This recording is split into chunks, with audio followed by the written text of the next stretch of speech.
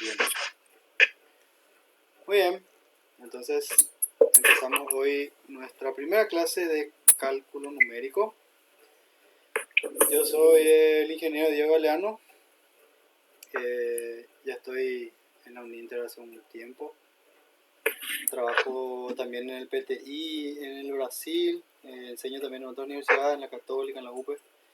Soy especialista en métodos numéricos, que es justamente nuestra materia, la materia que nos toca hoy y este semestre.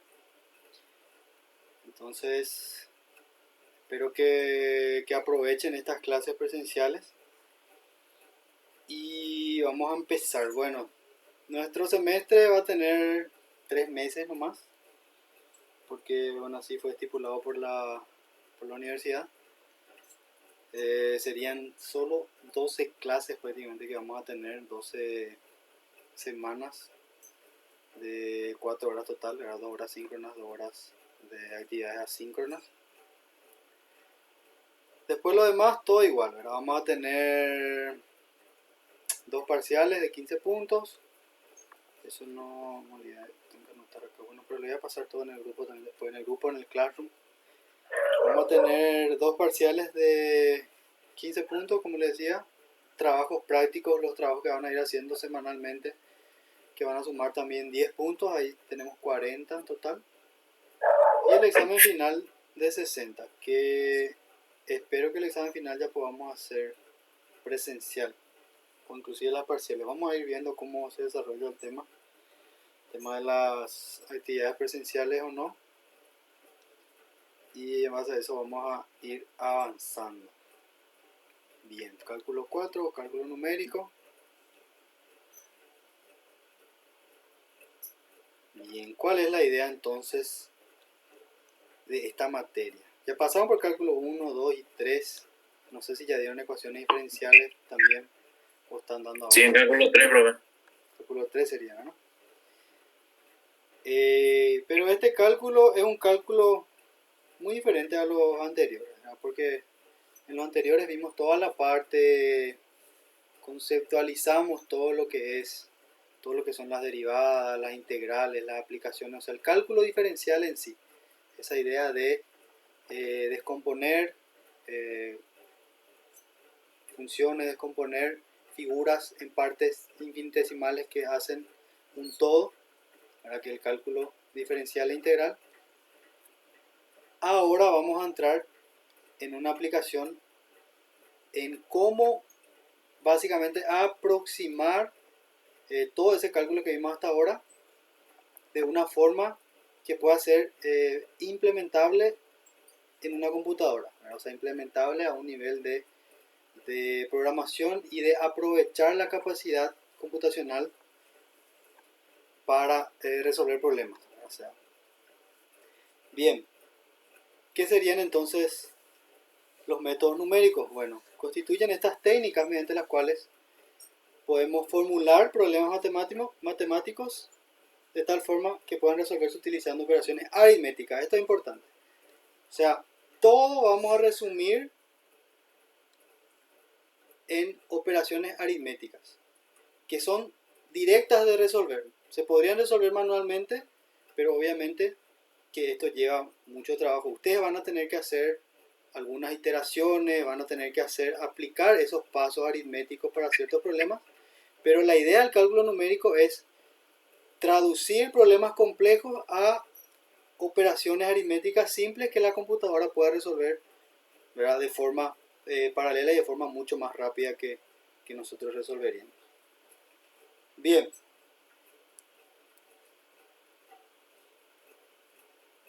Ok, antes de que surja todo esto del cálculo numérico, ¿verdad? ¿Cómo se hacían la resolución de los problemas? Primero, lo primero que se hacía era con métodos exactos analíticos, que es lo que ustedes vienen haciendo hasta cálculo 3. Tienen, por ejemplo, una ecuación diferencial y ustedes hallan una solución analítica exacta de esa ecuación diferencial. Pero obviamente que esto no es aplicable para problemas más complejos. Hay problemas que no tienen una solución analítica. Sin embargo, entonces lo que nosotros vamos a hacer es aproximar lo mejor que podamos nuestro modelo para poder resolver aquella ecuación que no tiene una, o aquel problema que no tiene una solución analítica. Bueno, teniendo las soluciones analíticas, una segunda forma de resolver es por medio de soluciones gráficas.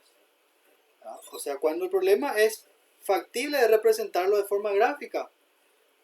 Una forma de hacer es, bueno, agarramos un gráfico, tenemos, por ejemplo, un gráfico en 2 dimensiones y tenemos un parámetro conocido y a partir de él observamos el gráfico y podemos sacar el valor asociado a otra función, ¿no?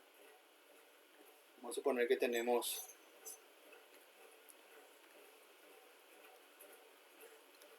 a ver si consigo escribir acá.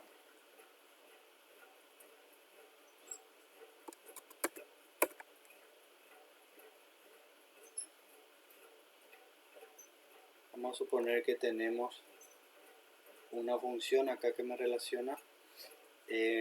A ver, ¿qué podría ser? Podría ser un coeficiente de dilatación térmica, por ejemplo, en función de la temperatura. Entonces, ¿qué es lo que se hacía? Teníamos anteriormente, los ingenieros tenían gráficos así, tenían algunos diagramas que relacionaban estos parámetros, ¿no? A esto entonces le podemos llamar, vamos a ver si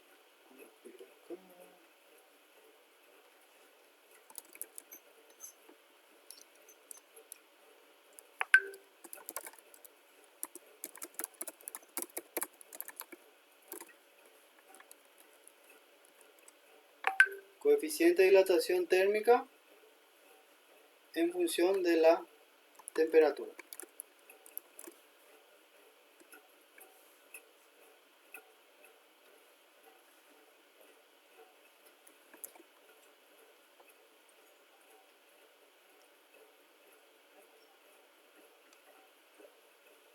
Este a modo de ejemplo nada más, ¿no? ¿Y qué es lo que se hacía? Se iba a trabajar, no sé, algún material a cierta temperatura y se tenía, entonces el ingeniero tenía su diagrama ahí y revisaba el diagrama y decía, yo voy a trabajar, por ejemplo, a, no sé, 200 grados. Entonces 200 grados, estoy acá. ¿Y cuál sería mi coeficiente para 200 grados? Bueno, sería un valor aproximadamente por acá. Esa es una forma de resolver algunos problemas, ¿verdad? Se tenía un diagrama ya de solución, vamos a decir, que este sería la solución de los coeficientes de dilatación térmica asociados a la temperatura, y lo que se hacía era analizar gráficamente. Obviamente que esto tiene el problema de no ser muy preciso, ¿verdad? Pero era válido ya para ciertas aplicaciones. ¿Ok? El tercer método que se aplicaba era el método de usar calculadoras o reglas de cálculo. Lo que se hacía era aproximaciones. Aproximaciones haciendo algunas consideraciones para simplificar los problemas, como ya dije, ¿verdad? Vamos a ver hoy un ejemplo de eso. Vamos a modelar un problemita así, ¿verdad?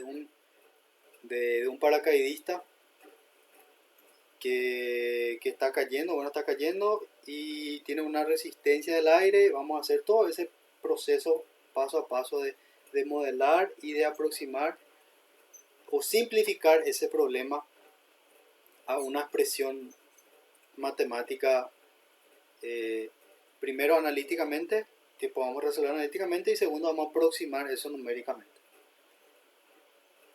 Está bien, vamos a seguir entonces. Todo esto es una introducción todavía a qué es el cálculo numérico. ¿Sí? Después vamos a entrar más en detalle en lo que son ya los métodos. Bien. Entonces, anteriormente, antes de la existencia o de la masificación del uso de las computadoras, de computadoras personales, ¿qué es lo que se hacía? ¿Cómo se encaraba un problema de ingeniería o un problema matemático así en forma general? En primer lugar, lo que se hacía era formular el problema a partir de unas leyes fundamentales ya conocidas, no sé, las leyes de Newton, las leyes de la termodinámica, expresiones que ya se conocen, se usaban para modelar una cierta situación. Se resolvía ese modelo, ¿verdad?, con métodos muy elaborados y con frecuencia complicados para hacer manejable el problema. O sea, lo complicado acá estaba en resolver esa formulación. ¿Por qué? Porque se hacía una solución analítica exacta del problema, siempre que era posible. Entonces se gastaba mucho tiempo en esta parte de la solución. Y por último, teniendo ya la solución, se hacía una interpretación, que es el análisis profundo limitado por una solución que consume tiempo. Bueno, o sea que se gastaba muchísimo tiempo acá en encontrar esta solución. Y se llegaba a la parte de interpretación y no se le daba tanta importancia a eso.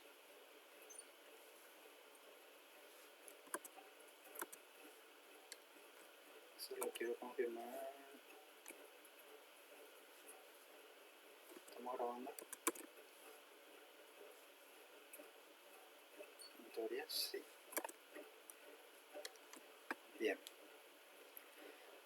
Bueno, una vez que surgieron las computadoras y que fue más aplicable el uso de métodos numéricos, entonces teníamos la etapa de formulación, se le daba más énfasis al modelo, o sea, a formular el problema. Entonces se tenía una exposición profunda de la relación del problema con las leyes fundamentales. ¿Por qué esto? Porque podríamos, como ya se contaba, o sea, como ya se cuenta hoy en día con capacidad computacional, básicamente al alcance de todo el mundo, entonces se puede formular el problema, se puede modelar con muchas más variables que anteriormente. O sea, entonces se modelaba con la mayor cantidad de parámetros posibles. ¿Por qué? Porque la solución es ya directa, usando los métodos numéricos que vamos a estudiar en la materia.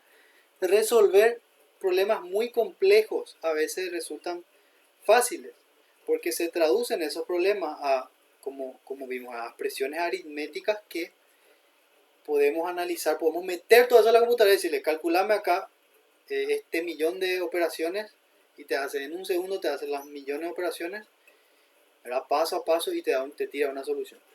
Entonces, hoy en día ya gastamos más tiempo o tenemos más disponibilidad de interpretar esos resultados. Entonces, la facilidad de calcular permite pensar holísticamente y desarrollar la intuición. O sea, es factible estudiar la sensibilidad y el comportamiento del sistema. Tenemos ya un modelo que está resuelto por un método numérico. Ese método numérico, entonces, yo consigo evaluarlo, evaluar su sensibilidad. ¿A qué se refiere eso? Yo agarro y modifico algunos parámetros y veo qué me da el resultado. Tengo un modelo ya de un problema. Le voy a alterar un poco acá, voy a ir calibrando ciertos parámetros y voy a ver qué pasa con la solución. Entonces se gasta más o tenemos más disponibilidad de tiempo para interpretar nomás ya directamente los resultados. Bueno, esto, por ejemplo, yo le puedo dar una situación, ¿verdad?, que yo en el trabajo que tuve de el trabajo final, ahí, mi tesis de la especialización, fue exactamente así. Yo tenía mi modelo listo, ¿verdad?, porque armar el modelo es relativamente fácil porque ya están los métodos. Lo que vas a hacer es agarrar el método e implementar para tu problema, ¿verdad?, que yo hice una simulación de una usina hidroeléctrica, ¿verdad?, obviamente con un modelo simplificado de una situación para analizar el golpe de ariete que ocurría al cerrar las compuertas de la usina hidroeléctrica, por ejemplo. Entonces yo hice el modelo, y ¿qué es lo que yo hacía la mayor parte del tiempo? Agarraba y ajustaba mis parámetros para ver qué me da el resultado. Si yo, por ejemplo, modifico mi tiempo de cerrar la compuerta, si cierro de golpe o si cierro más lento, ¿qué es lo que pasa con el flujo de agua en ese caso? ¿O qué va a ocurrir si mi flujo inicial es mayor ¿qué va a ocurrir entonces con la presión? Cosas así. Yo conseguía jugar con esos parámetros y conseguía estudiar la sensibilidad del modelo a partir de eso. ¿Ok? Entonces sí, se entiende lo que estamos hablando, pero es todo esto para que tengan una noción de qué es lo que vamos a ver también en la materia, ¿verdad? ¿Cuál es la idea? Una introducción todavía. Bien. Los métodos numéricos y la práctica en ingeniería.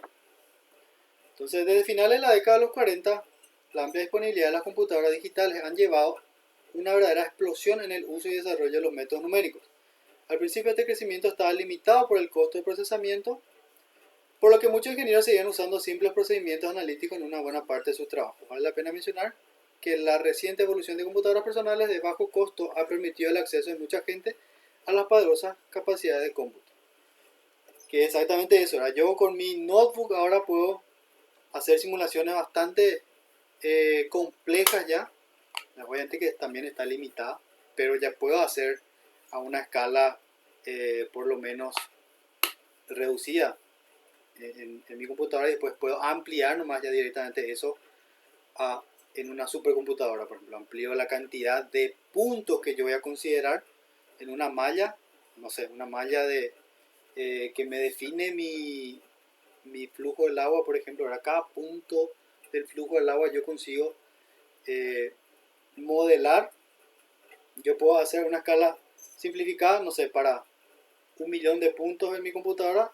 Funciona eso ahí. Después puedo ampliar en una supercomputadora y le pongo ahí, no sé, 100 billones de puntos para ser más preciso, y eso me va a calcular.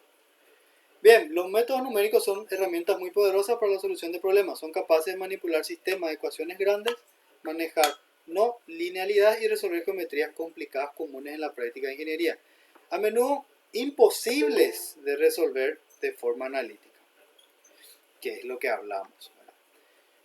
Una de las cosas más difíciles de modelar, por ejemplo en ingeniería, es hacer el modelo de flujos, ¿verdad? De flujo de agua justamente. ¿Por qué? Porque se rige por ecuaciones diferenciales complejas, que son las ecuaciones ahí de Navier-Stokes y esas cosas que no tienen solución analítica directa.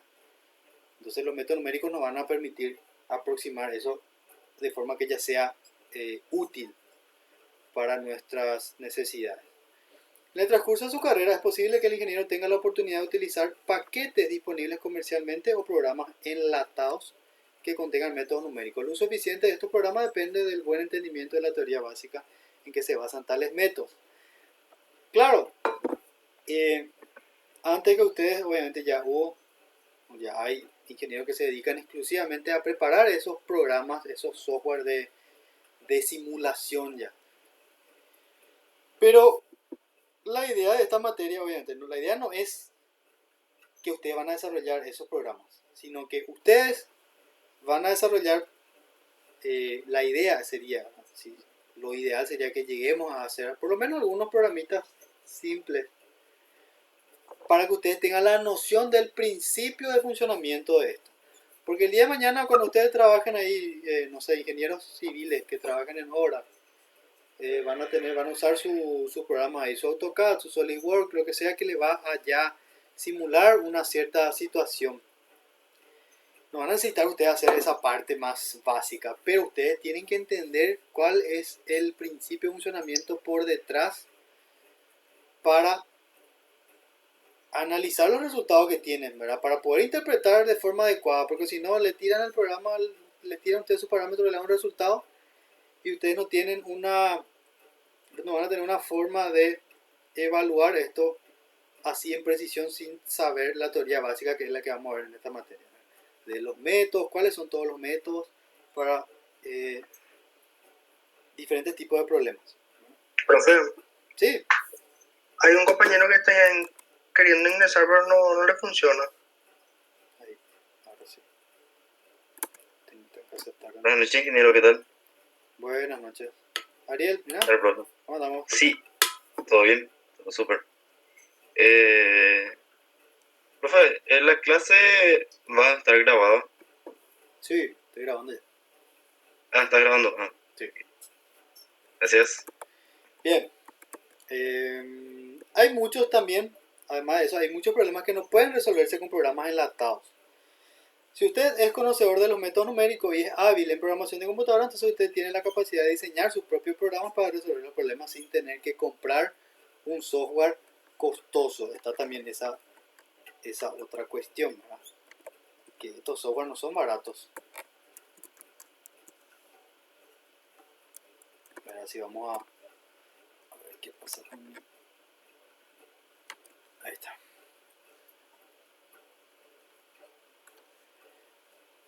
Si vamos a hacer, si vamos a trabajar según las leyes, según las normas, vamos a tener que comprar el software legal y eso es muy caro. Y a veces nosotros no necesitamos algo tan complicado para resolver nuestro problema. Nosotros mismos podemos diseñar un pequeño programita, un pequeño algoritmo que nos resuelva tal problema, ¿verdad? Inclusive con Excel ustedes pueden hacer muchísimas cosas, ¿verdad? Pueden modelar muchísimos de bueno, prácticamente todos los métodos que vamos a ver en la materia ustedes pueden hacer en Excel, pueden hacer en MATLAB, pueden hacer en cualquier lenguaje de programación o en casi cualquier programa que tengan ahí disponible, ¿verdad? Ustedes pueden implementar. Cuando usted desarrolla en forma satisfactoria los métodos numéricos en computadora y los aplica para resolver problemas que de otra manera resultarían inaccesibles, usted dispondrá de una excelente demostración de cómo las computadoras sirven para su desarrollo profesional. Al mismo tiempo aprenderá a reconocer y controlar los errores de aproximación que son inseparables de los cálculos numéricos a gran escala. Esto se refiere a que la computadora, al ser una máquina que trabaja con numeración o con un sistema discreto, siempre va a estar asociado a este sistema un error, ¿verdad? Intrínseco a la computadora tiene un pequeño error que nosotros debemos ya tener en cuenta, tener presente a la hora de usar cualquier tipo de método, cualquier tipo de paquete computacional. Los métodos numéricos son un medio para reforzar su comprensión de las matemáticas, ya que una de sus funciones es convertir las matemáticas superiores en operaciones aritméticas básicas, que es lo que ya dije también. De esta manera se puede profundizar en temas que de otro modo resultarían oscuros.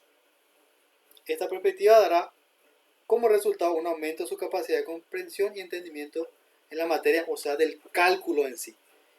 Creo que cálculo numérico viene para encerrar todo lo que es su conocimiento hasta ahora en cálculo, en el sentido de que ustedes van a resolver esos problemas que parecían complejos allá de cálculo 1, 2 y 3 de una forma más directa, o sea, de una forma a partir de operaciones aritméticas, a partir de una repetición de diferentes operaciones aritméticas. Y que esto nos va a dar una mayor comprensión de qué eran realmente todos estos métodos, qué era todo eso que se veía ya en los cálculos anteriores, qué es lo que es la derivada, qué es lo que son esas ecuaciones diferenciales que estaban estudiando y todos esos métodos que iban para resolver va a quedar un poco más claro. Bien, ¿cuáles son los temas que vamos a ver en la materia? ¿Cuáles son los problemas matemáticos que vamos a resolver por medio de métodos numéricos? En la primera parte, que dice parte 2 porque una parte 1 es la introducción, vamos a ver cómo resolver raíces de ecuaciones. O sea, tenemos una función f de x de cualquier tipo, una función trascendental en el sentido de que puede ser combinación de cualquier tipo de función polinomial, trigonométrica, logarítmica. ¿Qué podemos o qué queremos en realidad determinar su raíz? ¿Qué era la raíz? Bueno, la raíz de este punto acá, en donde nuestra función intercepta al eje x, que es la solución de esa ecuación. Para el caso más básico de una ecuación, por ejemplo, de segundo grado, suponiendo que esto es una parábola, ¿cómo se resolvía esa parábola? Pueden usar ahí directamente la ecuación de Bhaskara o la ecuación de la ¿cómo es que le llamaban la otra forma? Bueno, la ecuación de Bhaskara que resuelve haya cuál es la raíz de una parábola. Pero los métodos que nosotros vamos a ver en esta parte son válidos para cualquier tipo de función. Vamos a resolver esta ecuación, hallar cuál es la raíz, cuál es este punto de cualquier función por medio de los métodos numéricos. No sé, podemos tener acá otra función más loca así. Pincel.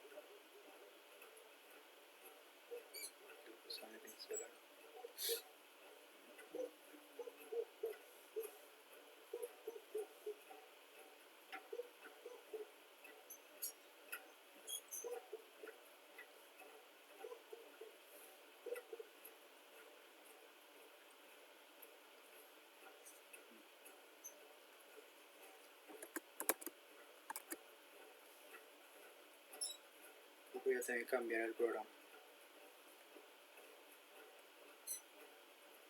para que pueda escribir encima.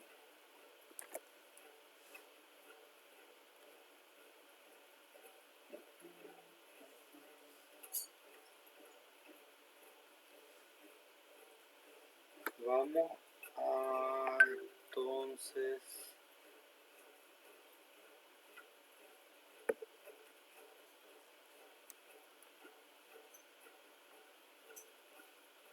vamos a usar este, porque acá puedo escribirle encima. Se ve bien todavía, ¿no?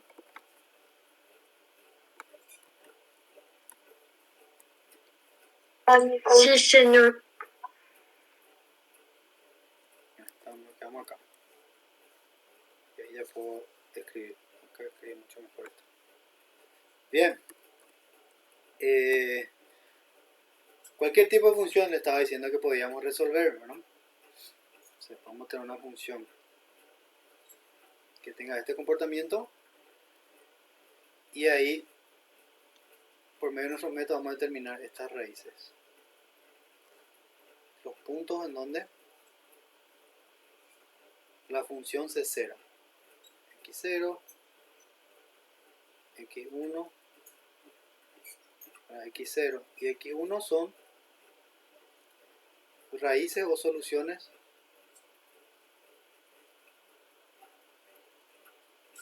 de, vamos a llamarla a esta función g de x. Profe, Sí, hay compañeros que quieren ingresar, están diciendo en el grupo que no pueden entrar. está bien.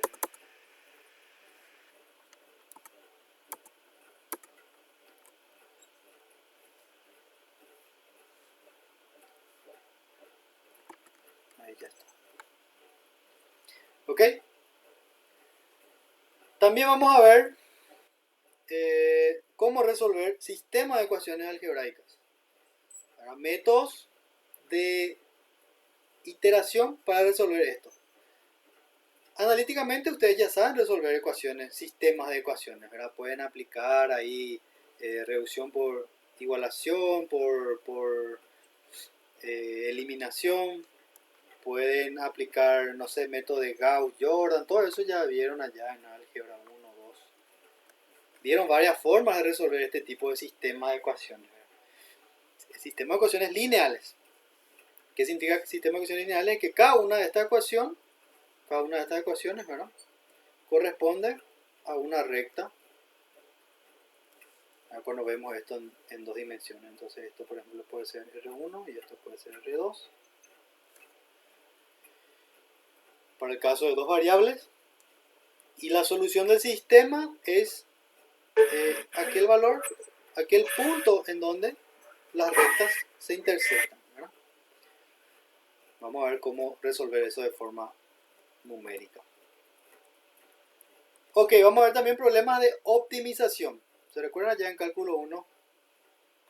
En cálculo 1 había problemas de optimizar en el sentido de encontrar los valores de mínimo o de máximo. No sé, por ejemplo, tenemos una función f que nos da el costo, en función del costo o en función de la ganancia, por ejemplo, ganancia, precio de venta en función de materiales utilizados y queremos nosotros maximizar nuestro precio de venta, tenemos una función así.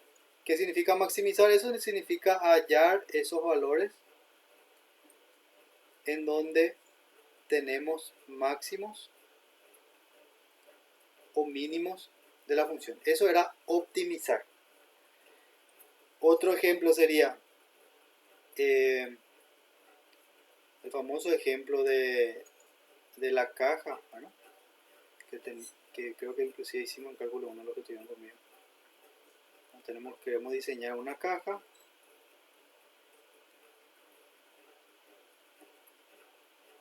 y queremos ver, esto va a tener un volumen determinado, un volumen fijo, y nosotros queríamos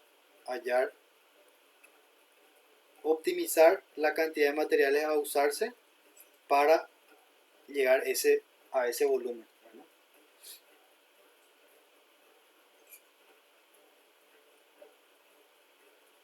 Esto era la superficie. ¿Qué puede ser una función de este tipo? Por ejemplo, ¿verdad? Tenemos una función así de este tipo que me da la superficie, que sería la cantidad de material que yo estoy usando para la caja, y yo quiero, por ejemplo, construir una caja que tenga, no sé, que tenga un volumen de 1 litro. ¿Y cuál es la configuración acá? ¿Qué parámetros debo tener de mi caja para que la cantidad de materiales que yo use sea la menor posible? ¿Por qué? Para que mi costo sea menor y para que ahí a la larga yo tenga si voy a vender eso, tenga un mayor lucro. Bueno, esos son los problemas de optimización, que también vamos a ver cómo determinar esos mínimos y máximos de forma numérica.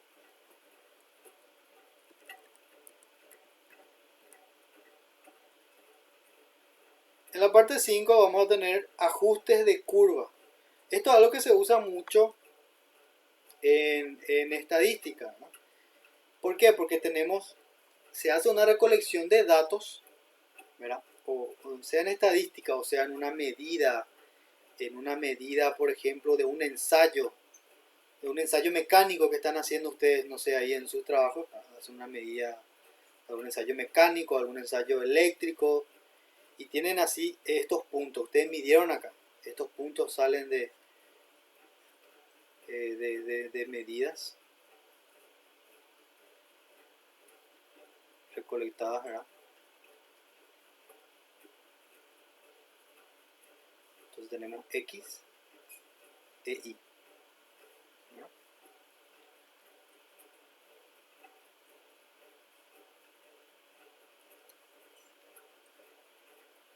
Tengo varios puntos, X0, Y0, Y1, o sea, X1 y 1.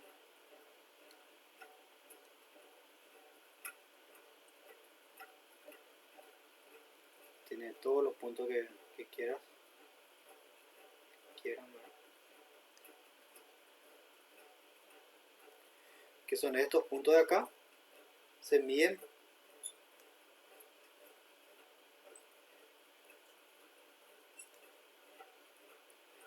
¿Y qué es lo que yo quiero? Yo quiero encontrar una función, la mejor función que se aproxime a esas medidas que yo hice. ¿Por qué? Esto, por ejemplo, se usa para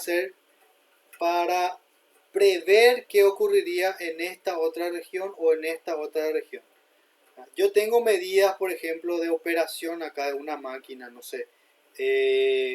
Podemos tener la corriente asociada a la temperatura de una máquina, y yo tengo algunas medidas de un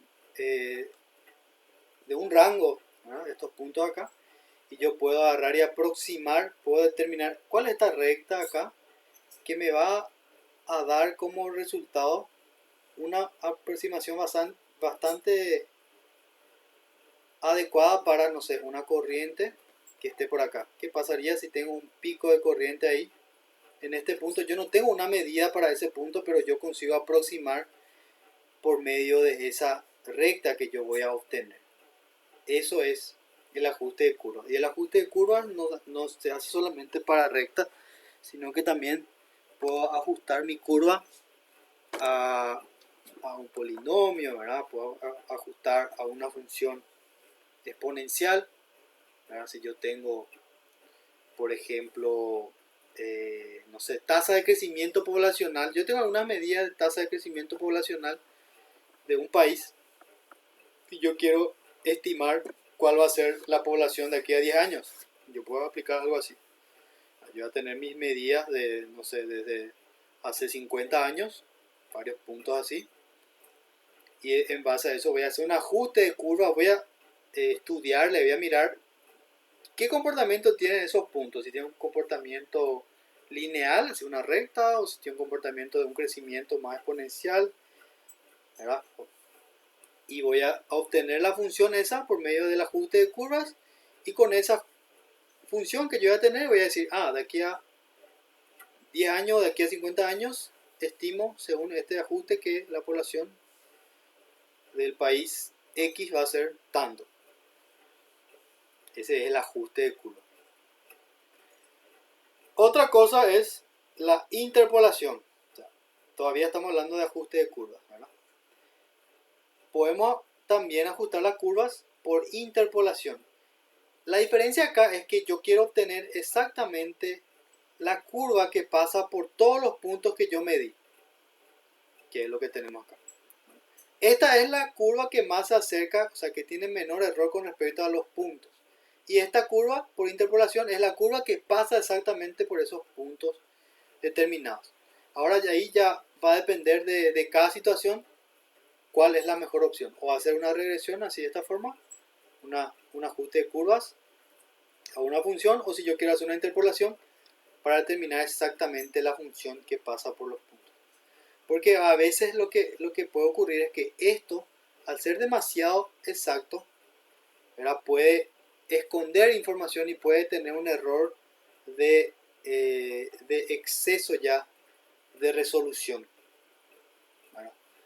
Generalmente esto es aplicado a casos muy específicos. Lo que más se hace es esta regresión.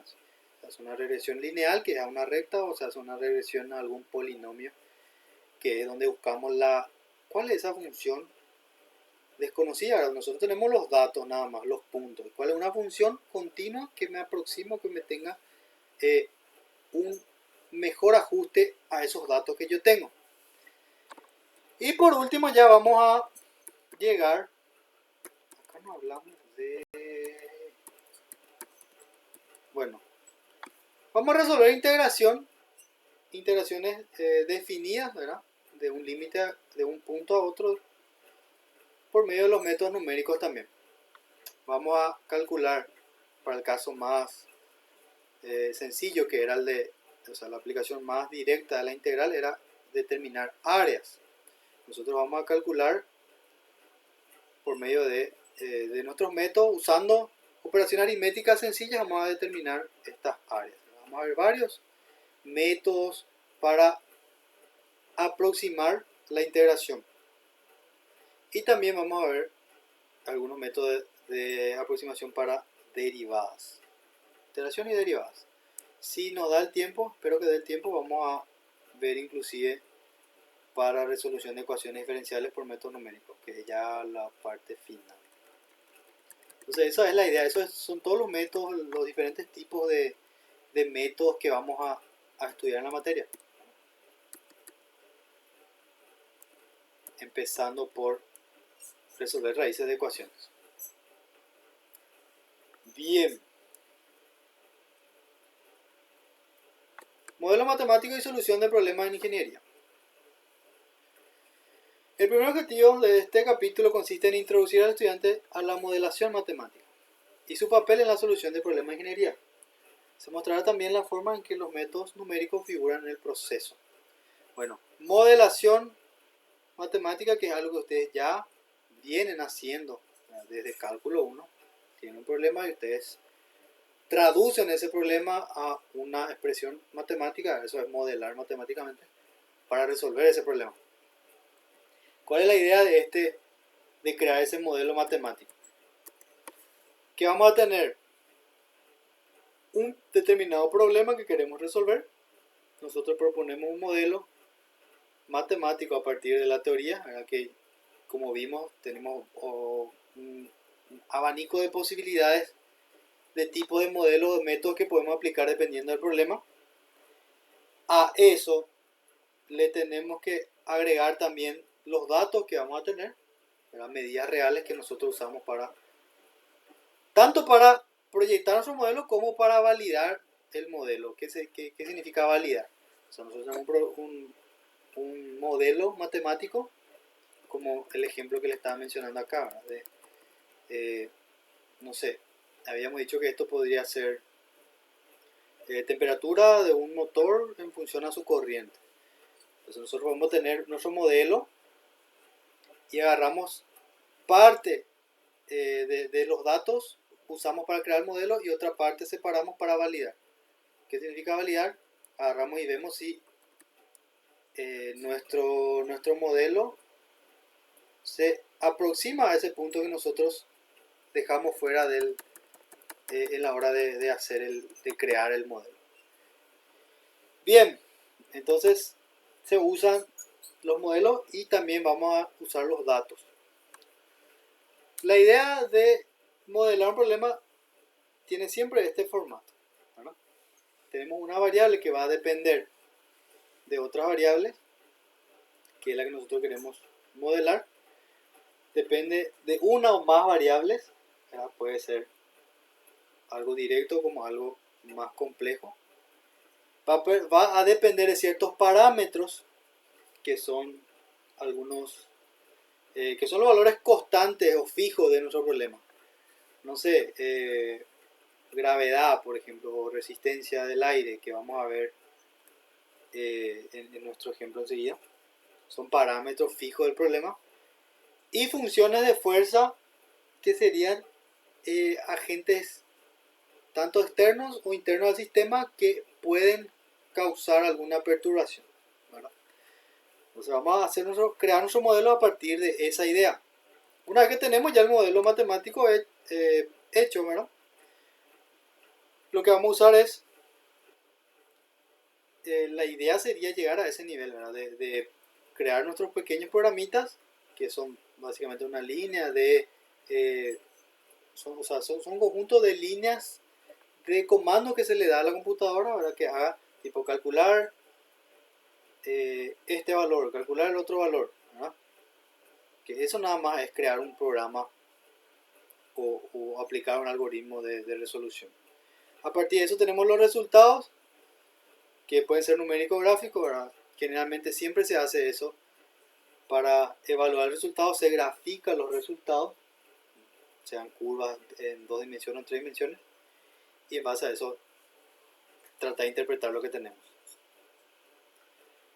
Instalación ya sería la etapa de, bueno, aplicar ese modelo para resolver nuestro problema.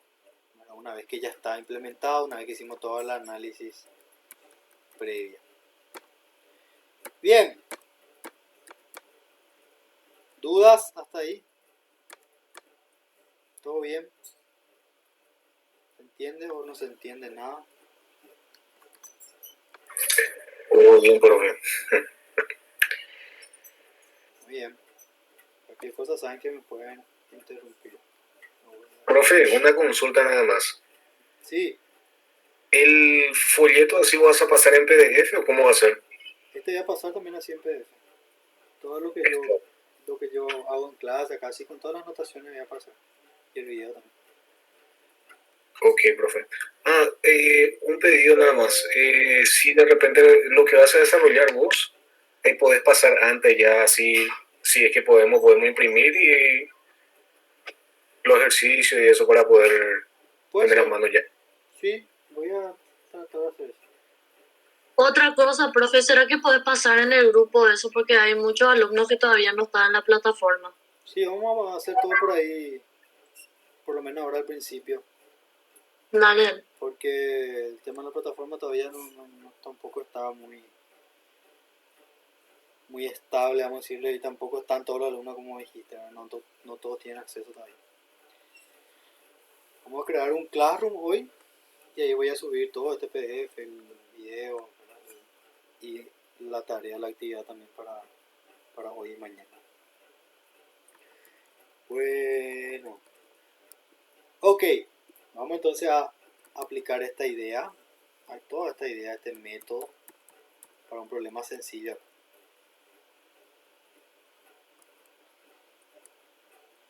Es esta expresión así, esta es la idea. Bueno, esa expresión puede ser una simple relación algebraica hasta un enorme y complicado grupo de ecuaciones diferenciales, que es lo que le dije, por ejemplo, para el caso de fluidos, ¿verdad? O para el caso también de análisis de estructuras. Por ejemplo, a través de sus observaciones, Newton formuló su segunda ley del movimiento, la cual establece que la razón de cambio del momento con respecto al tiempo de un cuerpo es igual a la fuerza resultante que actúa sobre él. La famosa segunda ley de Newton, que es la fuerza o la suma de todas las fuerzas que están ejerciéndose a un cuerpo es igual a la masa de ese cuerpo o de ese sistema por su aceleración. Esta expresión ya conocen, ¿verdad? Donde F es, bueno, la fuerza en Newton, M es la masa en kilogramos y A es la aceleración en metros por segundo cuadrado. Todo eso en sistema internacional, ¿verdad? ¿Qué vamos a hacer entonces? Esta segunda ley podemos reescribirla, podemos despejar la aceleración y tener que la aceleración va a ser igual a la fuerza sobre la masa. Ok, esta expresión entonces nos puede dar una relación entre el movimiento de un cuerpo, que es la aceleración, y las fuerzas que son aplicadas a él. Entonces ahí tengo un parámetro en función de otro. Pero vamos a extender un poco la idea. Ya al tener esa expresión así, a aceleración en función de la fuerza y de la masa, tenemos ya un modelo. Este es un modelo sencillo y directo, ¿verdad? Lo que tenemos acá es básicamente A de F, ¿verdad? Donde ¿qué sería lo que está ocurriendo ahí? Tenemos el movimiento dependiendo de la fuerza y cuál sería un parámetro ahí, por ejemplo, sería la masa, ¿verdad? Un parámetro del sistema es la masa. Esa es la forma más sencilla, el ejemplo más directo que podemos ver de un modelo matemático, ¿verdad? El modelo describe un proceso, un sistema natural en términos matemáticos, representa una idealización y una simplificación de la realidad, es decir, ignora detalles insignificantes del proceso y se concentra en manifestaciones esenciales. Por ende, la segunda ley de Newton no concluye los efectos de la relatividad, que tiene una importancia mínima cuando se aplica a objetos y fuerzas que interactúan sobre o alrededor de la superficie de la Tierra a velocidad y en escalas visibles a los seres humanos. Bueno, todo lo que dice ahí es que, bueno, estamos simplificando, pero que es realista y aplicable ya para nuestro caso. Finalmente conduce a resultados reproducibles y en consecuencia llega a emplearse con la finalidad de predecir, que es lo que queremos hacer con los modelos, ¿no? Por ejemplo, dada una fuerza aplicada sobre un objeto de masa conocida, la ecuación anterior se emplea para calcular su aceleración. O sea, yo tengo un determinado cuerpo, yo conozco cuál es la fuerza que va a ser aplicada a ese cuerpo, yo consigo estimar la aceleración. Tengo una variable independiente y otra variable que depende de ella. Bien, para ilustrar un modelo más complicado, vamos a utilizar la segunda ley de Newton para determinar la velocidad final de caída libre de un cuerpo que se encuentra cerca de la superficie de la Tierra. Nuestro cuerpo en caída libre será el de un paracaidista. Vamos a aplicar esa misma idea entonces para este paracaidista, haciendo las siguientes consideraciones. ¿Verdad? Que todas las fuerzas que están envolvidas en el sistema son dos nada más. La fuerza relacionada a la gravedad, a la masa del paracaidista, y una fuerza de resistencia del aire, Fu, supongo que es porque es Fa, ¿verdad? Fuerza hacia arriba, y acá Fd de down nada más, ¿verdad? Fuerza hacia abajo. Bueno, y ahí vamos a aplicar algunas cosas. Bien, lo primero que vamos a hacer es escribir la aceleración como siendo la derivada de la velocidad en función del tiempo. ¿Para qué vamos a hacer todo esto? Para dejar toda nuestra expresión en función de la velocidad. Entonces ese es el primer paso que vamos a hacer. Porque sabemos que aceleración es igual a la derivada de la velocidad con respecto al tiempo. Ya vieron allá en cálculo 1, vieron en física 1 también, ¿no? ¿Saben? Vamos a reescribir la aceleración de esa forma. Y ahora aplicamos la ley de Newton, acá la segunda ley de Newton, a esta expresión de la fuerza, porque tenemos ya varias fuerzas que están envueltas ahí en el sistema. La fuerza asociada a la gravedad, que vamos a considerar. ¿Se acuerdan también que podemos considerar de forma arbitraria nuestros signos? Podemos considerar, por ejemplo, hacia abajo positivo y hacia arriba negativo. ¿Por qué? Porque a mí se me antoja así, pueden considerar como ustedes quieran. Siempre y cuando mantengan esa referencia, ¿verdad? Entonces, ¿qué es lo que yo tengo? Que la fuerza resultante sobre el cuerpo, ¿verdad? Acá va a haber una fuerza resultante que es igual a la sumatoria de todas las fuerzas que están actuando sobre nuestro cuerpo.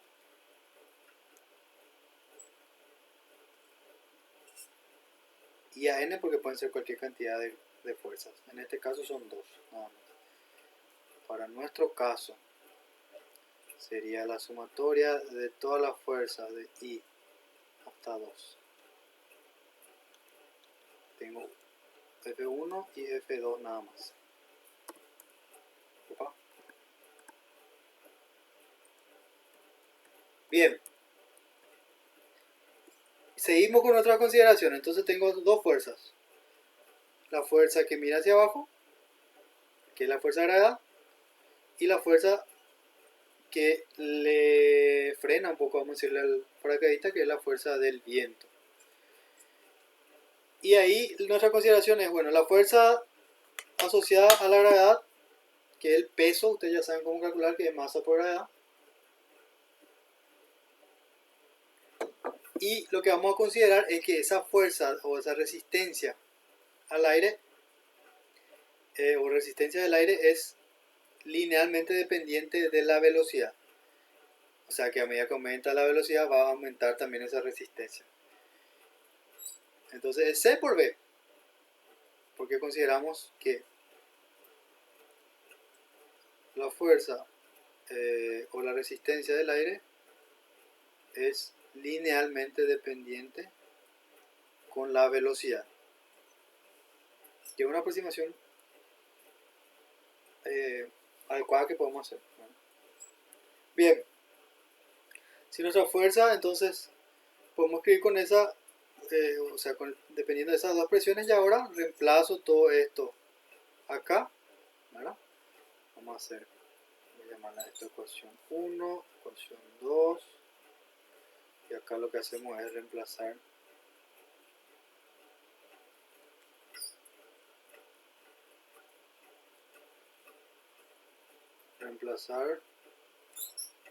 2 en 1 y tenemos esta expresión dv de t igual a mg menos dv sobre m. Y meter más esto acá. Ahí yo puedo simplificar un poquito eso y al final me queda esta expresión. Me va a quedar una ecuación diferencial de la velocidad. ¿Por qué ecuación diferencial? Porque tengo una expresión que me relaciona la derivada de la velocidad con otra expresión que me relaciona, que sería mi expresión para la velocidad.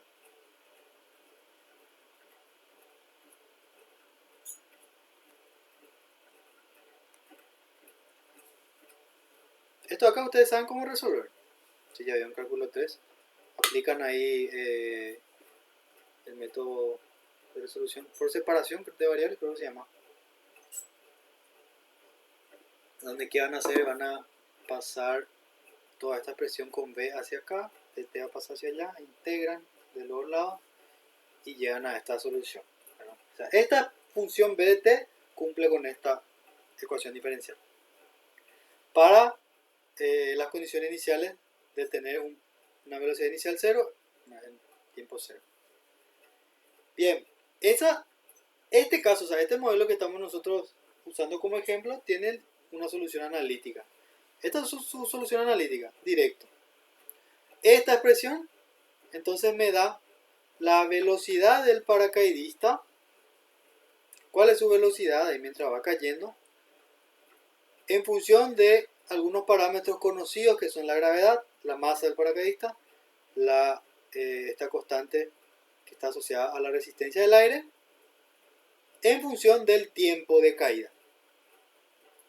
Entonces esto es un modelo un poquito más complejo para modelar esa caída del paracaidista. ¿Ok? Solución analítica. Por algún método de resolución de la ecuación diferencial se llega a eso. Y eso me da exactamente la solución. Bueno, vamos a ver en este ejemplo qué es lo que implica, o sea, vamos a aplicar esa solución. Bueno, para el caso de un paracaidista con una masa de 68.1 kilos que salta de un globo aerostático fijo, o sea, cumple con las condiciones iniciales, ¿verdad? De B0 igual a 0. Aplicar la ecuación 1.10, bueno, la ecuación, esta ecuación es la ecuación 1.10, ¿vale? Siguiendo ya nuestro libro. Use la ecuación 1.10 para calcular la velocidad antes de que se abra el paracaídas. Considerar que el coeficiente de resistencia es igual a 12.5 kilogramos por segundo.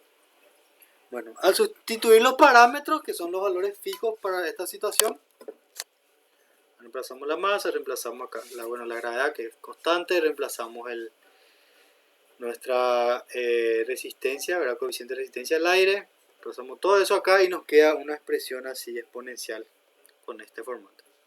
Si yo grafico esto, puedo graficar con cualquier programa que tenga, ¿verdad? Voy a tener una expresión así. ¿Saben usar Wolfram? ¿Están acostumbrados a usar el Wolfram Alpha? Ahí, por ejemplo, pueden graficar online directo eso.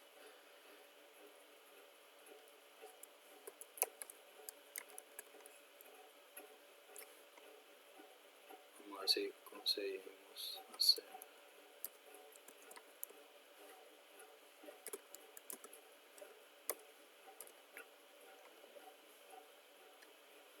Está el GeoGebra también que se puede usar. No sé si están acostumbrados a ese también.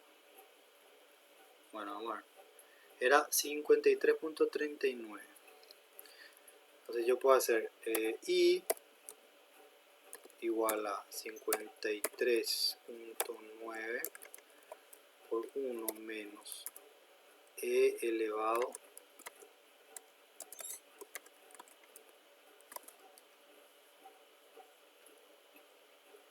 a la 0.18355.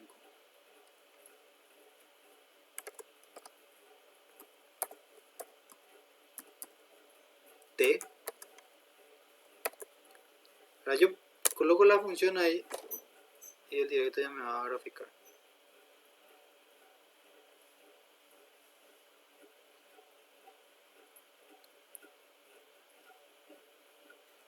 .9, eso era, ¿verdad?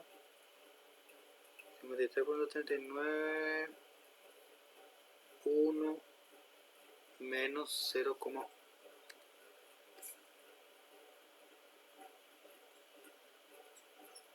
sí.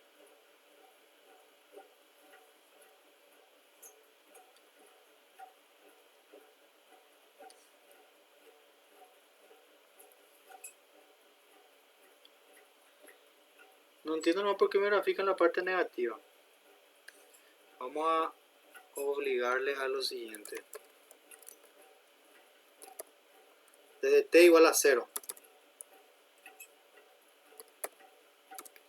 Lo bueno de Wolfram es que te entiende casi cualquier cosa que le escribas ahí.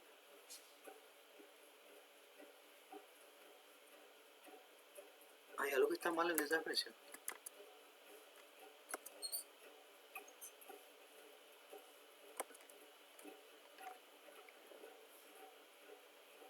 (53.39) 1 menos e elevado a la menos 0,18,355t.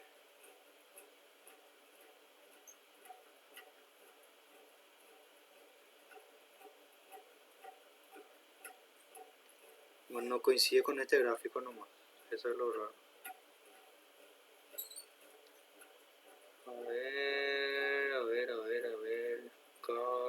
Cálculo, a ver si está todo bien. Y a lo menos t.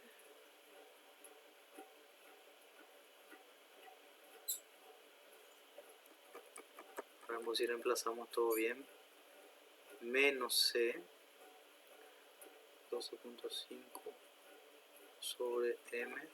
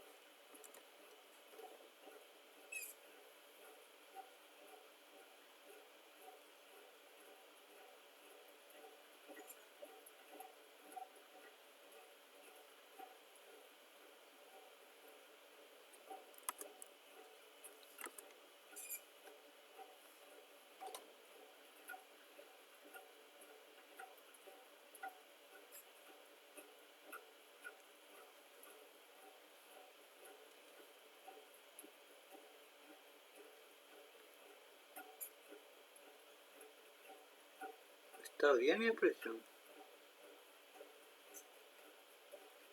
Puede ser que el signo de la solución esté mal.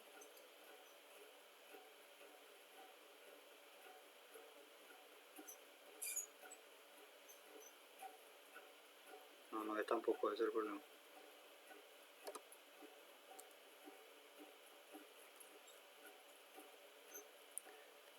Este signo creo que puede ser que esté mal.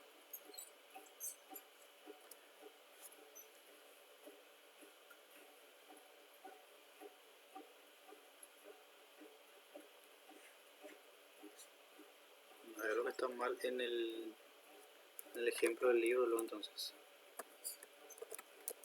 Vamos a probar para graficar acá.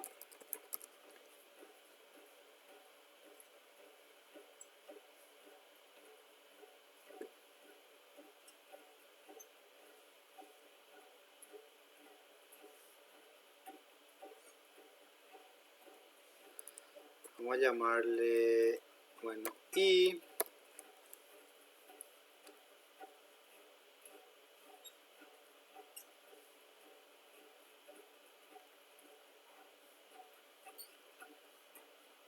(53.39)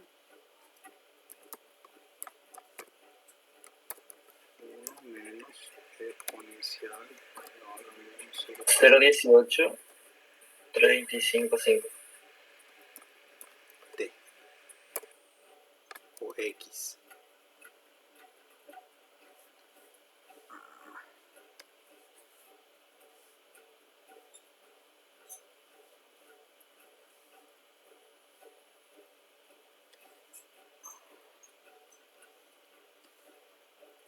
Acá sí grafica bien.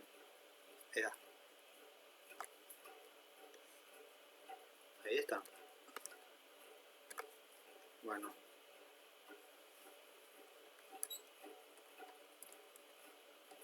En la otra página entonces lo que... Sí, en la otra página no sé por qué no. Epa, no sé qué dice. O sea, por atrás. Es que yo no estoy tan acostumbrado a usar todavía este GeoGebra, pero voy a empezar a usar más este por lo visto. Es mejor. No, algo más está mal en la expresión. Bueno. Pero igual yo les recomiendo que usen, para graficar por lo menos usen más este. Ahí está el gráfico. se ve claramente el siguiente comportamiento, ¿verdad? Que nuestra velocidad, o sea, la velocidad del paracaidista va a aumentar rápidamente hasta los 10 segundos. Después, hasta de 10 a 20 segundos, el aumento, o sea, la tasa de aumento de velocidad es menor y llega a un punto en donde se estabiliza. O sea que después de los 20 segundos, el paracaidista ya va a estar cayendo a una velocidad constante. ¿Por qué ocurre eso? Porque llega o sea, a medida que aumenta la velocidad, va a llegar al punto en donde se van a cancelar la fuerza de gravedad con la fuerza o con la resistencia del aire. Se cancelan, entonces la velocidad se mantiene constante. Entonces la aceleración es cero, ¿verdad? Si la velocidad constante, a partir de este punto ya no es acelerado el cuerpo del paracaidista, que es eso que está acá, ¿verdad? Gasté este tiempo un rato ahí para mostrarles más también cómo graficar, porque es importante que ustedes usen estas herramientas. Bien, ¿qué es lo que está acá? Tenemos una tablita que nos muestra los valores exactos. Esta es la solución exacta. Por lo tanto, tenemos que la velocidad antes de abrir el paracaídas, obviamente va a ser una velocidad, o sea, va a ser la velocidad que va a estar en un tiempo superior acá a los 20 segundos. Entonces se estabiliza y nuestra velocidad de estabilización es de 53.39 metros por segundo. ¿Ok? ¿Qué es lo que estamos haciendo? Estamos agarrando un problema desde cero, desde lo más básico, que es proponer un modelo a partir de la segunda ley de Newton, para hacer algunas consideraciones con respecto al aire, y llegamos a una función que nos permite predecir la velocidad en cualquier tiempo. Con esas consideraciones, inclusive podemos tener, ¿verdad?, esa precisión de una función continua de cualquier punto, cualquier tiempo que yo tenga, yo consigo determinar cuál es su velocidad.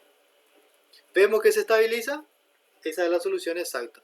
Sin embargo, como ya mencionamos, no todos los modelos matemáticos tienen solución exacta como esta.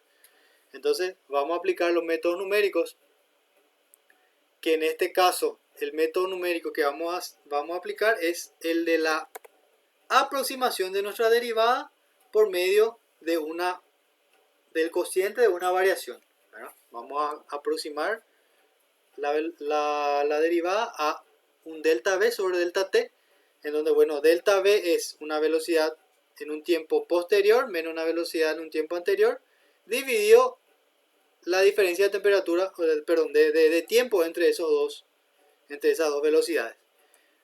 Gráficamente, ¿qué eso es? ¿Qué es lo que vamos a hacer? Estamos analizando en este punto de acá. La derivada era, ¿qué cosa? Era la pendiente, era la recta tangente en ese punto. O sea, esa es la recta tangente a ese punto. Yo consigo aproximar esa recta tangente por una recta secante, conociendo este punto y conociendo este otro punto, ¿verdad? Yo voy a calcular la pendiente de este punto como, ¿verdad?, teniendo acá el delta v dividido el delta t, ¿verdad? Vamos a hacer entonces esa aproximación.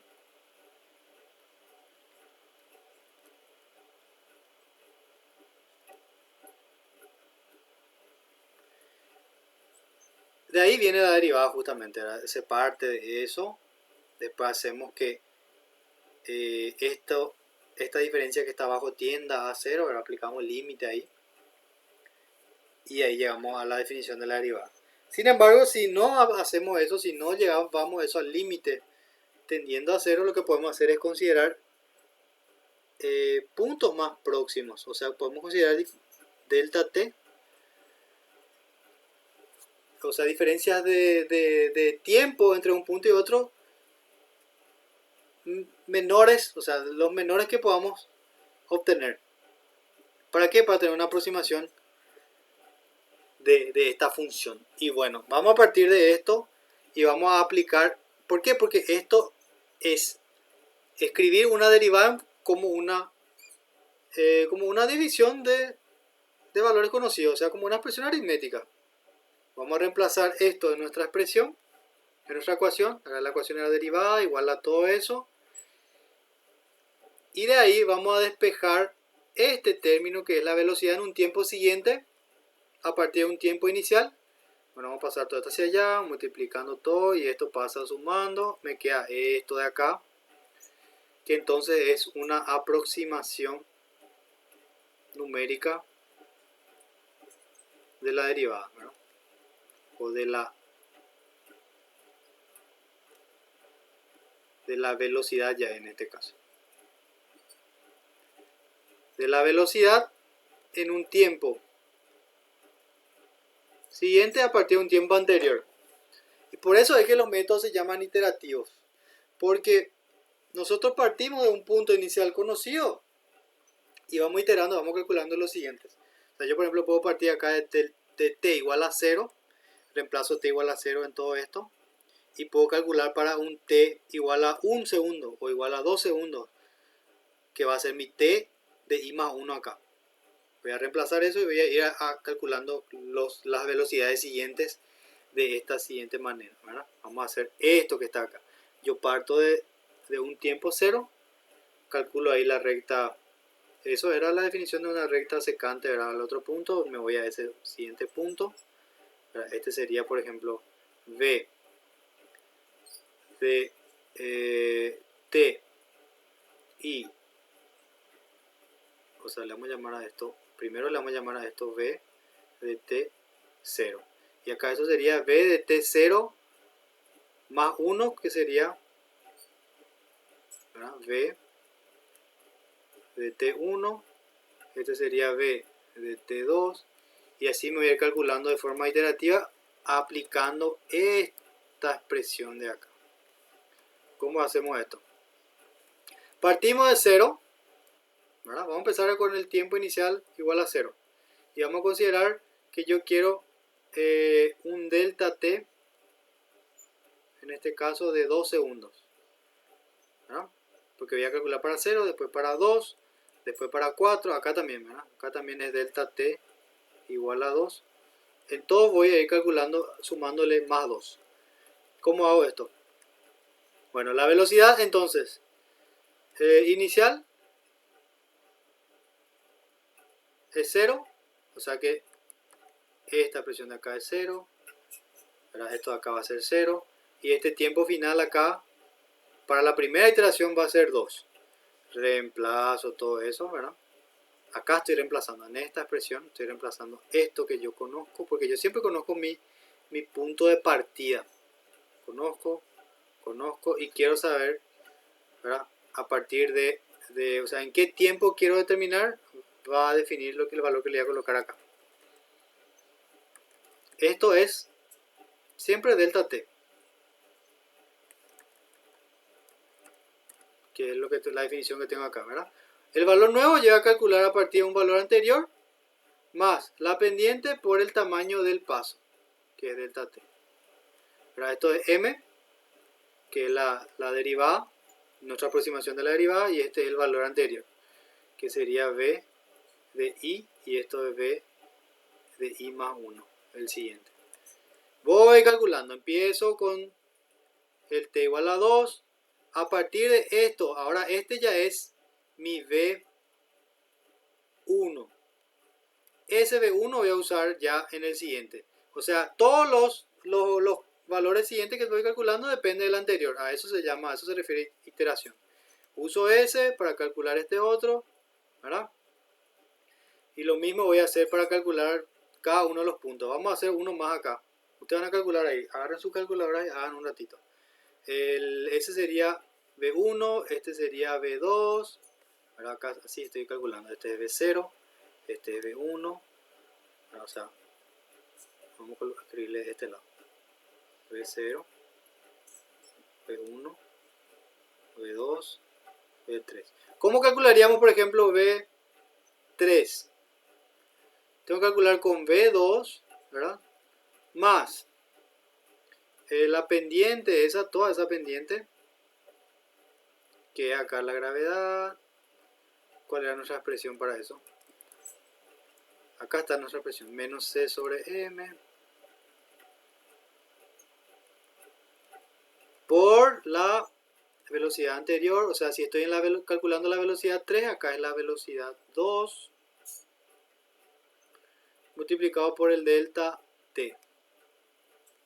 Y ahí calculo v2, entonces uso este valor ya ahora. Más, y acá lo mismo, gravedad menos, esto es constante, ¿verdad? Sacarlo nomás la unidad de medida por ahora. Aunque la unidad de medida tiene que coincidir siempre, ¿verdad? Es una forma de verificar lo que estamos haciendo.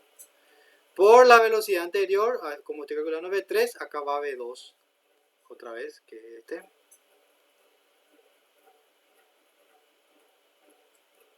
Por el delta t, que siempre es 2, porque estoy calculando 0, 2, 4, 6, 8, 10. Entonces acá es 2. Calculen un poco eso, cuánto da. A ver quién me dice primero ahí.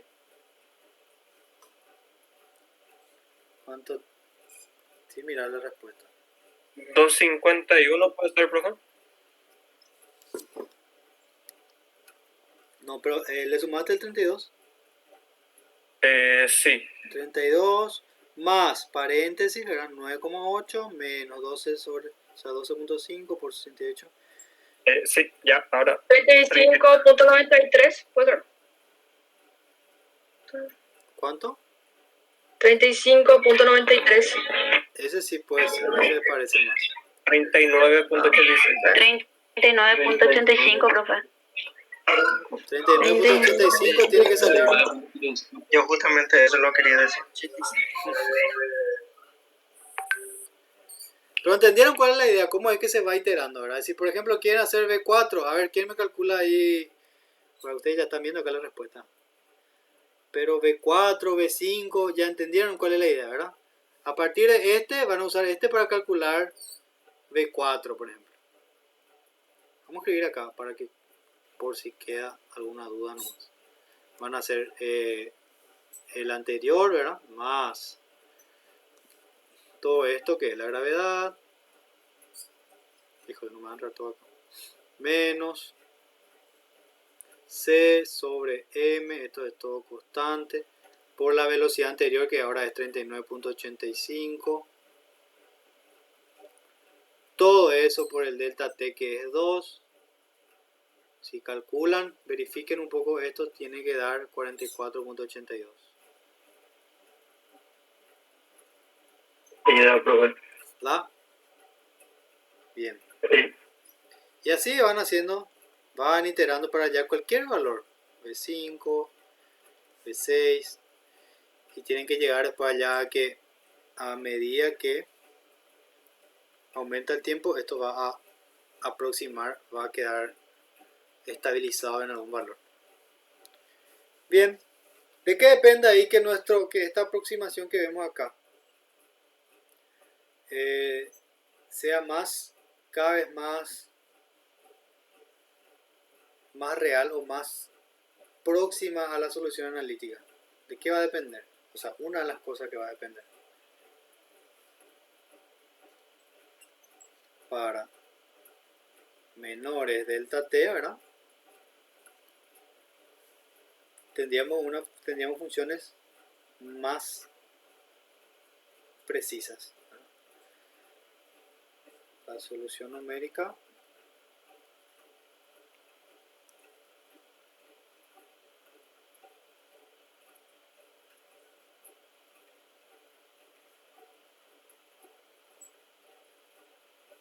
se aproxima a la real o a la analítica.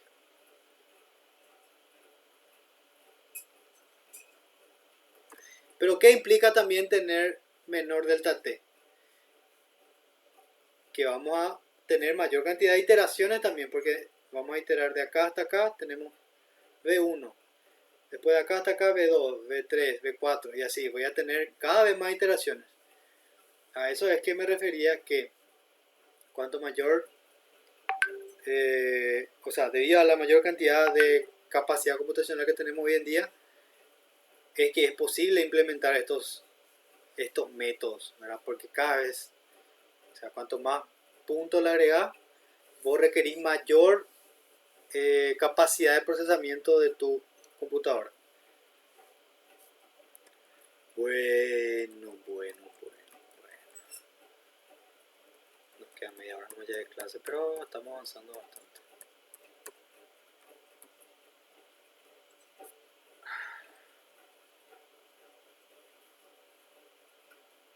Bien. A modo de terminar esta primera parte introductoria, en diferentes ramas de la ingeniería siempre vamos a estudiar leyes de conservación. Las leyes de conservación que son definidas por una ley, ¿verdad? Por una ley, por ejemplo, ley de conservación de masa, la ley de conservación de momento, que relaciona un balance de un sistema en una condición con respecto al sistema en otra condición, ¿verdad? Una cierta condición de equilibrio. Y resolver ese tipo de problemas siempre va a envolver, ¿qué cosa? Puede envolver una ecuación diferencial, puede envolver sistemas de ecuaciones, ¿verdad? Para el caso de acá, ingeniería civil, de estructuras.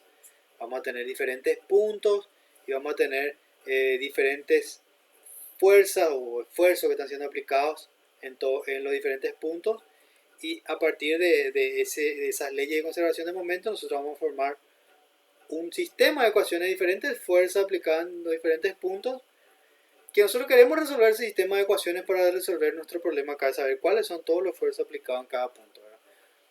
O cuáles son los esfuerzos máximos que nuestra estructura puede soportar. Y estos son algunos ejemplos nada más de cosas o de aplicaciones de lo que vamos a ver, ¿verdad? Todos los métodos que vamos a ver en la materia son buenos métodos que nos van a permitir resolver de alguna u otra forma estos diferentes problemas, ¿verdad? En ingeniería mecánica tenemos conservación de momento, también equilibrio de fuerzas, ¿verdad? Cuando analizamos cualquier máquina en movimiento. En ingeniería eléctrica, la parte eléctrica también se tiene leyes de conservación de carga, conservación de energía. En una malla de un circuito eléctrico, por ejemplo, seguro que ya vieron en otras materias, ¿verdad? Van a partir de conocer algunos parámetros, ustedes van a montar su sistema, ¿verdad? El sistema de cuánta corriente está pasando por cada nudo, ¿verdad?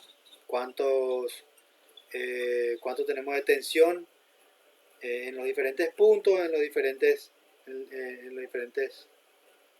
conexiones acá, y a partir de ese balance, ¿verdad? de nuestras corrientes y tensiones, podemos resolver un determinado problema. O sea que las aplicaciones, bueno, son infinitas, depende ahí de la creatividad ya de cada uno. Bien. Por ahí encerramos con todo lo que es nuestra parte introductoria. Ya tienen una idea básica entonces de qué es el cálculo numérico o qué son los métodos numéricos. Sí, más o menos, profe.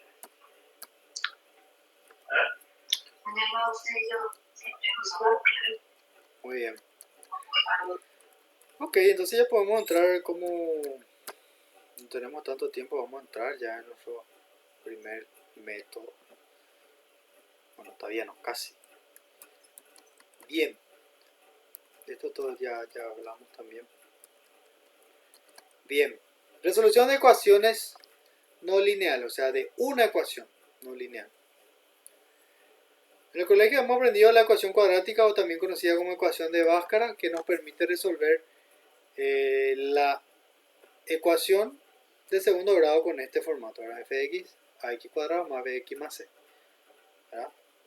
es una parábola con estos coeficientes, con estos parámetros, es posible resolver analíticamente sus soluciones, hallar sus raíces, usando nuestra querida y famosísima ecuación de Bhaskara. Bien. Aunque la ecuación cuadrática sea más cómoda para resolver la ecuación de segundo grado, existen muchas otras ecuaciones que no tienen una expresión analítica para hallar sus raíces. Eso es solamente válido para la ecuación de Bhaskara, de segundo grado. ¿Qué pasa ahora si tengo una ecuación de tercer grado o una ecuación, un polinomio de quinto, sexto, séptimo grado? Ahí ya tengo, esto ya no va a ser válido, ¿no? Vamos a tener que o factorizar o aplicar ahí algún teorema del residuo para resolver. Ahí tenemos la misma definición que vimos en el gráfico anterior, ¿verdad? Que todo ese tipo de problemas que vamos a resolver. Bien. Estas son nada más definiciones de qué son funciones algebraicas, ¿verdad? Toda función I f de x que puede ser expresada en esta forma es una función de un polinomio de grado n. Cosa que ya saben. Función trascendental, que son todos los tipos de funciones que vamos a analizar en esta materia, ahora son las funciones trascendentales. Son aquellas funciones que incluyen las funciones trigonométricas, exponenciales, logarítmicas y otras funciones menos conocidas. ¿Verdad? Algunos ejemplos de funciones trascendentales son estas. Nosotros queremos hallar las raíces de estas ecuaciones.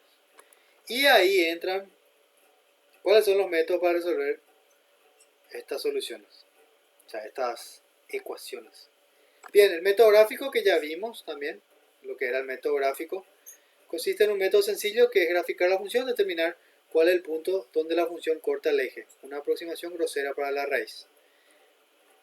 Bien, vamos a utilizar entonces el método gráfico para determinar cuál es el cociente de arrastre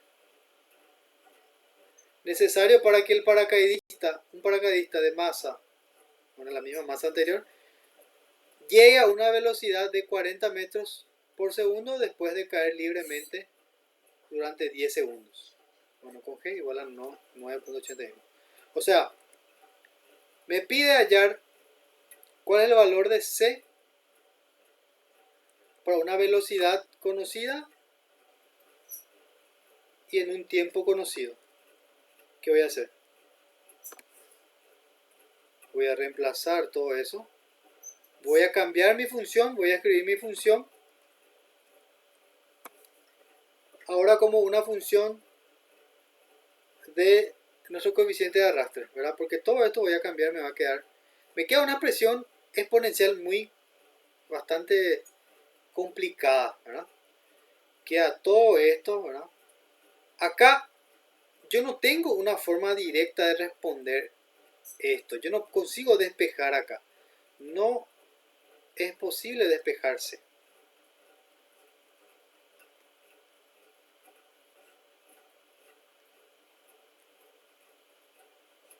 En este caso, se dan cuenta que esto no es nada directo de despejar, porque tengo un C que está dividiendo acá, ahora tengo un C que está acá en el exponente.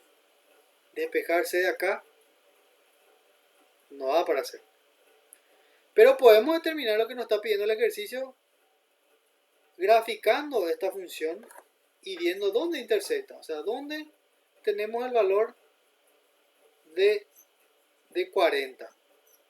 ¿Qué es lo que hizo acá? Igualó a 0 nuestra expresión. ¿Cuál era la expresión? La expresión era, voy a anotar acá, FC, ¿verdad? Yo tengo para 40 que mi expresión va a ser para 40, yo tengo t igual a 10. O sea, la velocidad es 40 en t igual a 10. Reemplazo t, reemplazo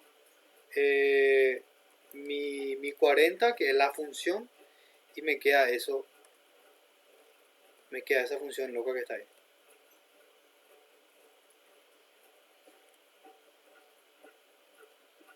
Atiendan bien esta parte que es demasiado importante.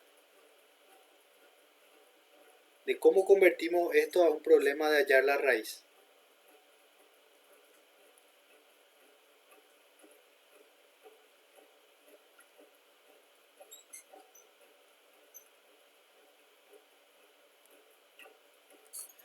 Yo tengo esa expresión, 40 igual a esto. Bien. Si yo quiero igualar eso a 0 para poder hallar mi raíz. Quiero ver dónde esto va a ser 0. Para hacer eso, tengo que cerrar la función. O sea, este 40 tengo que pasar hacia el otro lado restando. Y ahí me va a quedar igual a 0. Ahí me queda esto que está acá. La 40 paso hacia allá, restando. Y ahí yo quiero ver, ahí yo creo una nueva función. Esto vino de nuestra definición allá. Nosotros teníamos ya la solución. Teníamos la solución que era aquella expresión exponencial. Y yo convierto eso a una función igual a 0, que es esta función. Para así determinar cuál es la raíz de esa función, porque la definición de la raíz es hallar donde esto sea 0, que es lo que yo quiero. Bien, y gráficamente se puede hacer eso. Trazamos algunos puntos, o sea, calculamos algunos puntos. Yo asigno cualquier valor de C que quiera y reemplazo, obtengo estos valores de la tabla. Esto saben hacer ustedes, igual que siempre hicimos para graficar cualquier función. Y acá ven algo que pasa, algo interesante que pasa. Trazo la función y tengo que entre 6 y menos 2 hay un cambio de signo. Acá mi función, toda esta parte de mi función es positiva y a partir, después de ese punto, acá ya es la función negativa, ¿no? Positivo, positivo, positivo y acá cambio de signo. ¿Qué implica que cambió de signo? De que pasó por x igual a 0, pasó por este límite. Por lo tanto, existe una raíz ahí.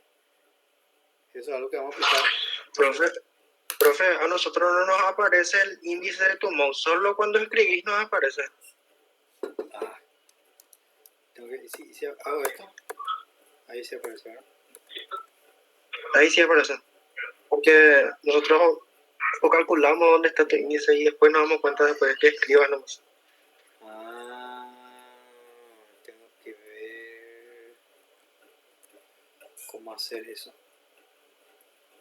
Acá no tengo algún dibujar, resaltar. No es como en el PowerPoint que sí tengo un cursor, o sea, un marcador que puedo usar.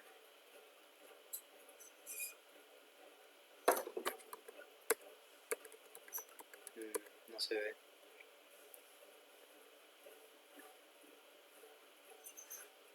Bueno, voy a ver para la próxima clase, pero bueno. Que aparezca mi cursor.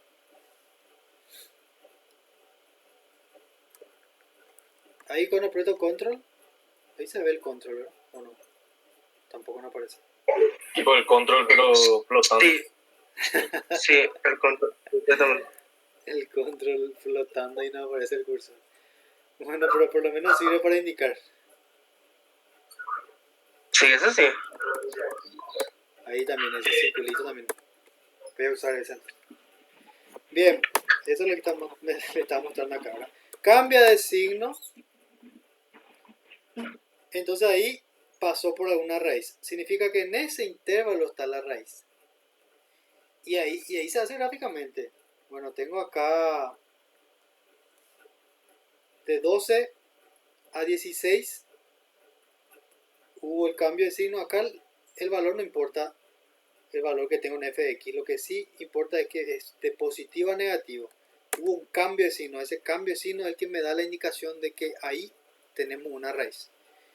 Por lo tanto, acá la raíz yo aproximo que va a ser, no sé, 14 está en el medio de 12 y 16. ¿Cómo yo verifico eso? Reemplazo la función, reemplazo en este f de c, reemplazo 14 y me da un valor. Acá en el ejemplo lo que hace es reemplaza 14.75 y me da 0.00, o sea, 0.059. Está cada vez, está próximo de 0. Si yo agarro, por ejemplo, un poquito más, era 14.85, reemplazo acá y ahí voy a ir viendo qué tan cerca estoy del 0. Solo que ese método no es obviamente muy preciso, pero es un método válido. el método gráfico. Bien, vamos a llegar a esta parte, pues ya creo que terminamos por hoy. ¿Qué hora tienen? No me aparece mi reloj. 8:17. 8:17 luego. Bien. Ya da para nuestra primera clase hoy. Vamos a terminar esta parte. Bueno, eso que acabamos de ver con el ejemplo anterior está definido por un teorema que se llama el teorema de Bolzano. Dice lo siguiente, ¿verdad? Da una función f de x continua, esto es importante, tiene que ser continua en ese intervalo, en un intervalo a b cualquiera. Si f de a por f de b, acá era f de b, es menor a 0, entonces existe un punto x en el medio entre a y b en donde la función es 0. O sea, acá tengo f de a negativo y acá tengo f de a, o sea, f de b positivo. Si yo multiplico esas cosas, esas dos expresiones f de a por f de b, ¿qué significa? Que mi producto me dé negativo. De que tengo signos diferentes, que acá puede ser positivo y acá negativo, o puede ser viceversa también, acá puede ser negativo y acá positivo, ¿no?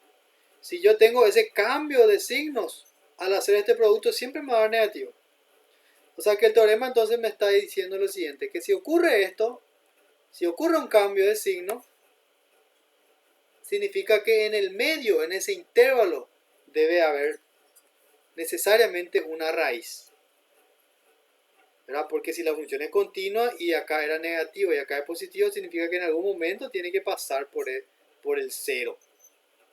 Acá es donde f de x es igual a 0. Ok, puede tener este formato, puede tener este otro, pero siempre el producto de las funciones va a ser negativo. Vamos a usar esa idea para después ver nuestro primer método, que es el método de la bisección. Bueno, una de las formas de también, o sea, otra forma de aislar la raíz es usar esa idea anterior. O sea, tabular f, armar una tabla con valores de x que yo voy chutando, o sea, le voy asignando los valores de x que quiero y le asigno los valores, o sea, calculo los valores de f, analizo sus signos y veo dónde ocurre un cambio de signo. Ejemplo, determinar los intervalos que contienen a las raíces de las funciones, estas dos funciones acá, ¿verdad? Una función de segundo grado y una función acá con una combinación del exponente con raíz, por medio de tablas. Ese es otro método. Además del método gráfico, bueno, tenemos el método de las tablas. Considerando solo los cambios de signos, ¿qué voy a hacer? Bueno, para f1 entonces asigno cualquier valor, o sea, unos conjuntos de valores de x, y en base a eso yo determino cuál es el signo de la función. Entonces obtengo una tabla de este tipo, este formato acá. Veo que acá hubo un cambio de signo, acá también, acá también, y nada más. ¿Qué significa eso? De que tengo raíces entre menos 3, menos 1, tengo una raíz entre 0 y 1, y tengo una raíz entre 2 y 3. Es x al cubo menos 8x más 1. Vamos a graficar esto. Y vamos a ver si realmente están las raíces ahí.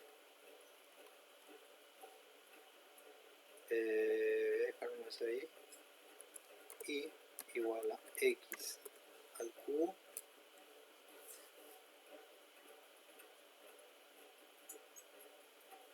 menos 8x más 1.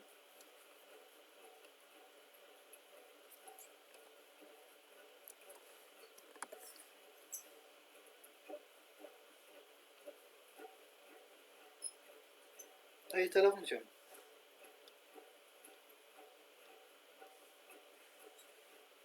Y vemos efectivamente que acá entre menos 4, a ver, ¿cómo era nuestro? Entre menos 3 y menos 1 hay una raíz. Acá está menos 3 y menos 1 está acá, porque pasa por ahí por el 0. Acá también hay otra raíz entre 0 y 1. Acá cerquita se ve. Inclusive si yo le doy zoom, voy a ver cuál es el valor. Pero aproximadamente, si cada cuadrito es 0.4 sería 1, 2, 3, 4, 5. A medida que más acerco puedo ver con más precisión y determinar. Acá por ejemplo es menos 3 como alguna cosita. Acá es aproximadamente, no sé, 0.2. Acá es casi 3. ¿Verdad? Veo que donde ocurrió ese cambio de signo tengo una raíz. Lo mismo va a ocurrir para la otra expresión, ¿verdad? Yo calculo los valores y entonces acá determino que entre donde ocurrió un cambio de signo, entre 0, 5 y 1 tiene que haber una raíz y nada más. Acá no hay nada, no hay cambio de signo, acá tampoco hay cambio de signo. Por lo tanto, este tiene una sola raíz ahí. También podríamos graficar y verificar eso.